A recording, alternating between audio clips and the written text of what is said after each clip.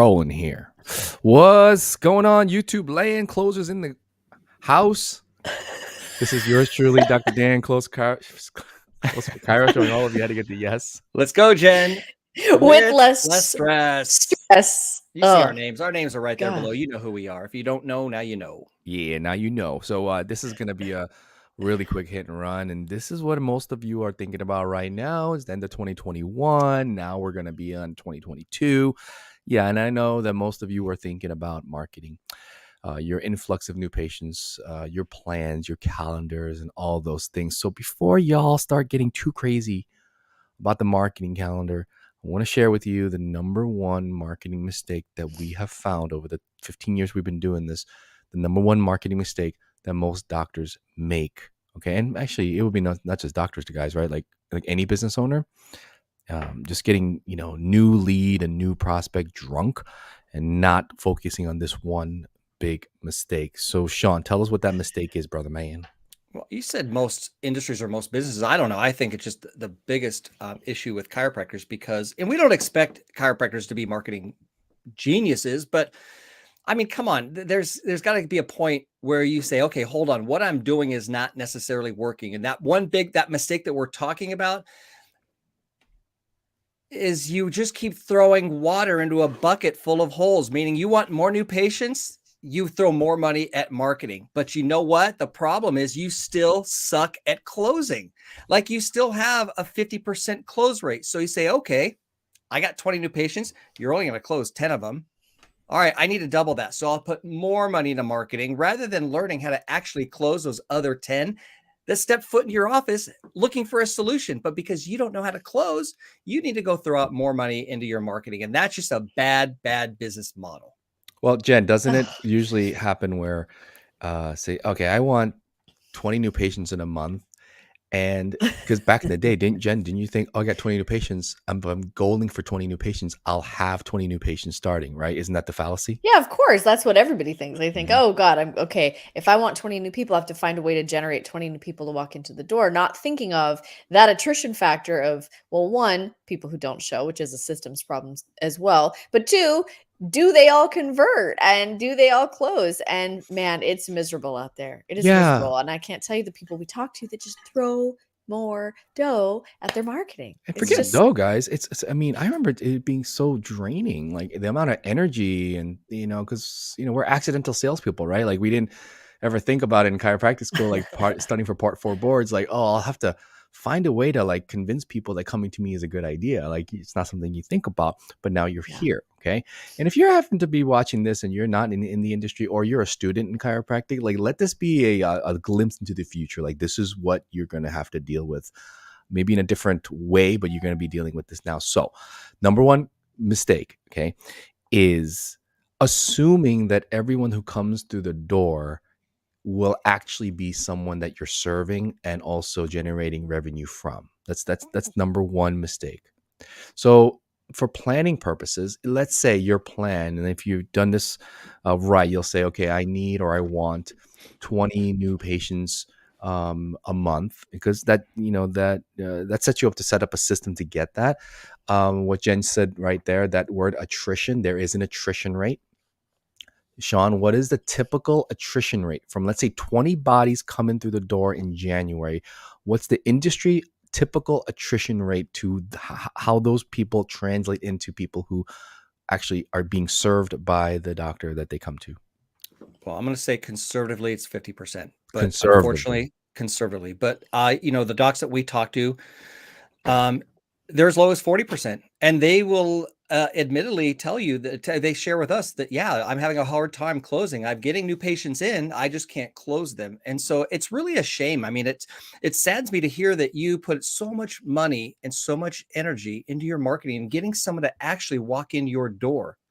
But then if you don't know how to create enough value and position yourself as a solution to that person's problems, they end up walking out. And what's really sad, guys, is the fact that they may not give chiropractic a second chance. Yes. That might have been the only opportunity you had to expose them to chiropractic. And, unfortunately, to a fault, we have too much pride as chiropractors. And we just want to spew to the world how much or how beautiful chiropractic is. And I say to a fault because We first have to learn how to be business owners, and then we can put that chiropractic hat on. But unfortunately, we have that backwards. And that's why so many people walk into our offices looking for a solution, and we just are not prepared or trained on how to convert those into paying patients. And then I'll tell you another thing too.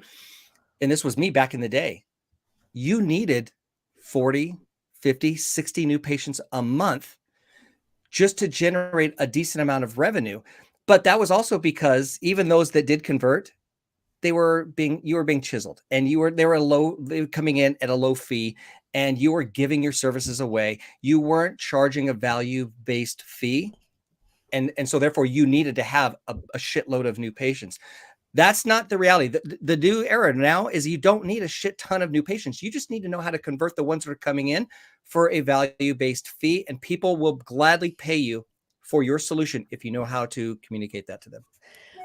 The funny thing, I think that's really funny as you were talking, is that so many docs that we know end up blaming the person who's coming in by saying they weren't a good fit, they're not the right fit for my office, or they didn't really want what we had. And I call total BS on that, because that's not the truth. Those people are coming in and they probably already know you're the solution, but chiropractors make it so dang difficult through their terrible systems and their terrible communication that chiros end up talking people out of care. It's not that they're bad leads or they're bad people or they're not great patients. They are. You're just screwing it up. It's like, can you imagine walking into Starbucks because you want a coffee? You're like, nope, they can't serve me here. They don't know what I need. Then they walking out. Like, it's just exactly it.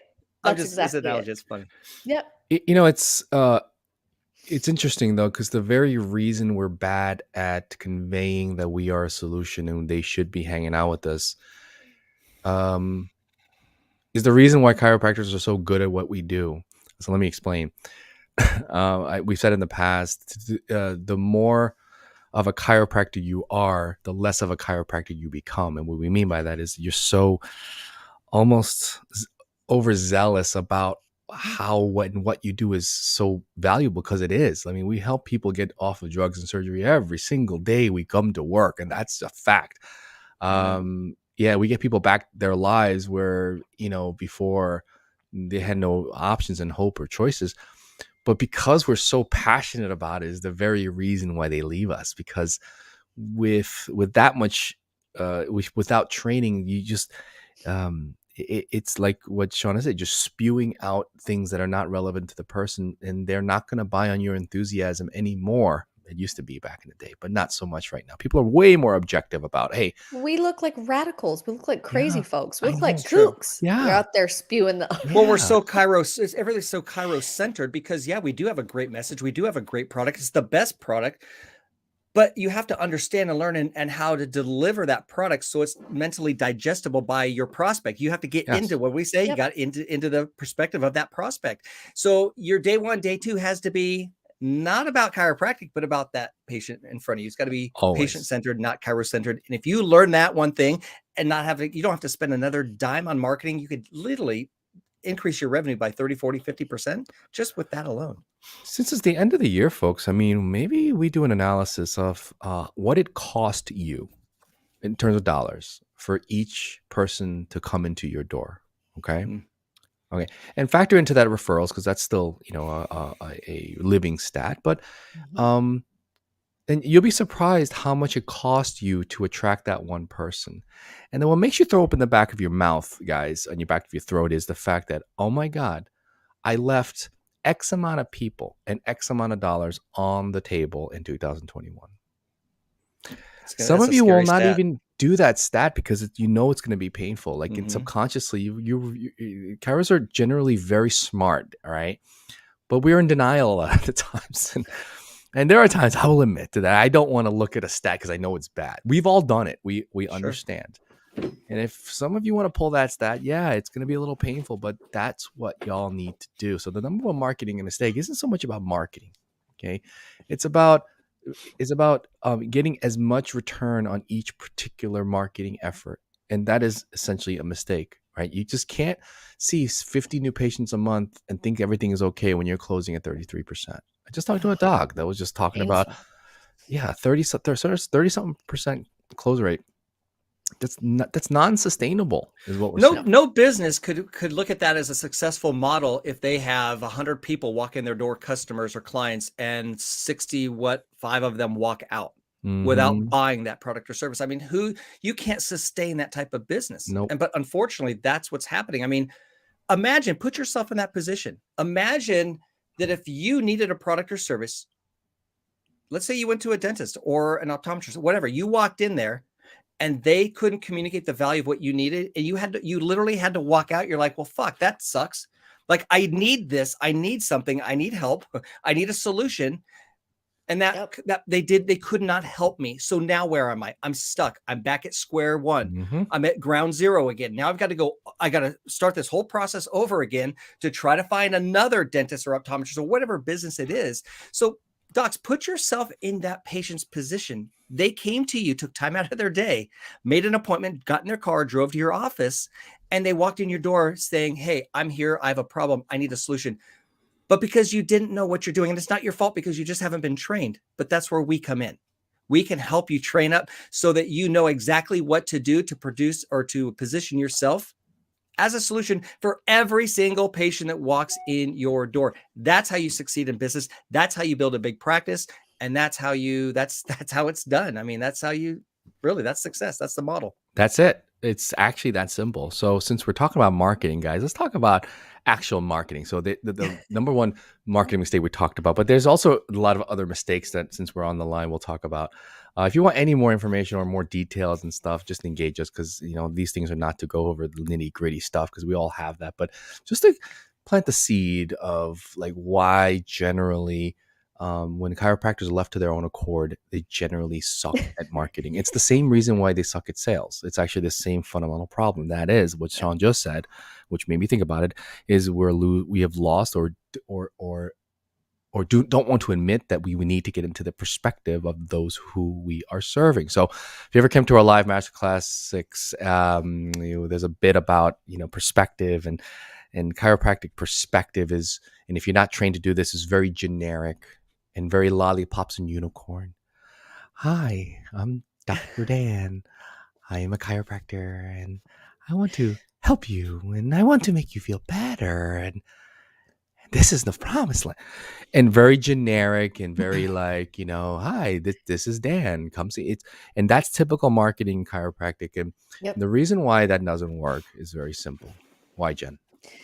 Problems. People have problems. Yeah, and if you do. speak to the problems and not to the lollipops, unicorns, utopia, those people aren't, marketing doesn't work when you speak utopia. It works when you speak problems.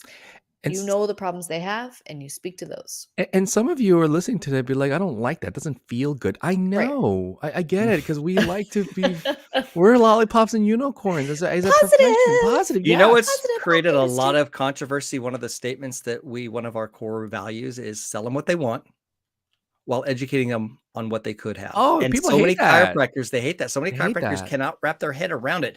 But I just imagine times that I've gone to a place of business looking for something, and I walked out empty-handed. I'm like, fuck, they didn't have it. Right. And now I still have a problem. People are walking into your office, folks. They're begging, they're asking for your help. But if you don't know what you're doing, it's just nobody wins. And nobody wins. We know how much better off people's lives are going to be when they are under your care. So let us help you. Let us show you and teach you how to perform a day one day to position yourself as the solution. It creates so much value. So people are like, well, yes, I'm in the right place. It just takes so much stress off your business, and it's something that needs to be addressed, and something that you need to invest your time and energy into. All day long. And from the marketing perspective, I get it. It's, what are the problems? And this is the thought that doesn't usually go into a typical, marketing of a chiropractic office, is like, do you ever sit there and be like, what are the deep-rooted problems that somebody in my community has? Now, watch what happens is you'll say, okay, someone in my community has a problem with, let's just say your niche, and let's just for argument's sake, it's like headaches. And so you'll go, okay, I want to speak to the people with headaches. I'll tell you what stops you. You feel like if I just talk to that one person, that's the only person that's going to see it. It's a fallacy. It's such a fallacy. And that stops you from doing and messaging to that one person. I'm just telling you, marketing 2022, it's going to be even harder to be general. Specificity and specialization is the new thing now, because people with the attention spans, they're not looking at general stuff the same way they used to. Oh my God, that just reminds me of, yeah, would you think you can't speak to that one person, you have to speak to everybody, then your marketing ends up looking like anybody with a spine. Right. Yep. We can see anyone young to old, as long as you have How a does that make that spine. You person could, feel? Yeah. so, okay, Yeah. like that, it doesn't trigger It's anything in like anyone. we're all parents here, and it's not like you just get knocked up, have a kid, and we're like, okay, cool, I'll just feed it and put clothes on it. No, you have a responsibility I did to that. learn That's how. what I did. Well, Dan and I did the same thing, but thank God we have our other second half to super do moms. it. But the reality is, folks, as a business owner, you have a responsibility to learn sales, to learn the aspects of how to run a successful business. I don't care if you're selling popcorn, if you're selling adjustments, you're selling cars, or you're selling whatever. You need to learn. You have a responsibility if you're going to be a successful business owner, not chiropractor. You have to learn how to run a business. And that is you have an obligation to do so, not just to yourself and your family, but to your community. So those patients that come to you with a problem, they're like, oh, holy shit, this gal, she's great. I'm in the right place. That's your responsibility. You have an obligation. So while you were saying that, I was thinking, sometimes even your own patients understand that concept of you running a business better than you do. 100%. Your patients coming in, they understand that what you do is running a business. They understand that you have certain responsibilities and obligations. And they understand how difficult it is, and you have a lot of things going on. They understand that you have overhead. They understand. They get this stuff. They see it. They see it more than you think, right? And these are the same people you're trying to hide that from because you don't want to seem like a business guy. No. It's not how it is. That's why we're talking about this. And that's why we get a lot of shit, because we talk about business in a service profession. Yeah, the only way we're going to serve is to make sure we actually have a business. There's no other way to do that, but we digress. But anyway. maybe some people are okay living in their parents' basements, closing 50%, whatever. That's their thing. Or less. Well, we don't want that to be the thing. We owe it to the world to get our stuff out there, because I know that if more people are under your care, more people were exposed to it, more people utilizing it, it would be better. We just know that. So, amen. And that's our rant for today. And going into 2022, I know you're thinking about marketing. We just don't want you to make the same mistake you made in 21. And then look back in 23 and be like, oh, shit, I should have done something different in 22. Like, come on, man. Like, it's like insanity. Do the same wrong things over and over again. But it's not so wrong that it's destroying you, but it's just enough to destroy you slowly and just torture you year by year and being stuck at the same level over and over again. And everyone's doing better than you. And now you hate life and everyone sucks. And it's just, we see it all so much in our profession. Yeah. When all you have to do is just learn how to do it. Okay. And that's what they have to do. They have to book a call. Book a call. Do something. Yeah. Do something. Let's chat. Yes. All right, folks. That's our rant for today. Thanks for joining us here on YouTube Live. Let us know if you have any content you want us to discuss. YouTube is a new platform from us, but we're figuring it out quick.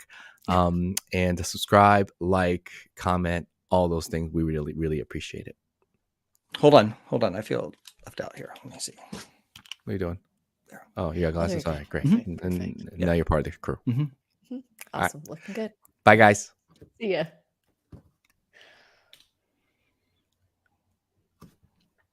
Hold on.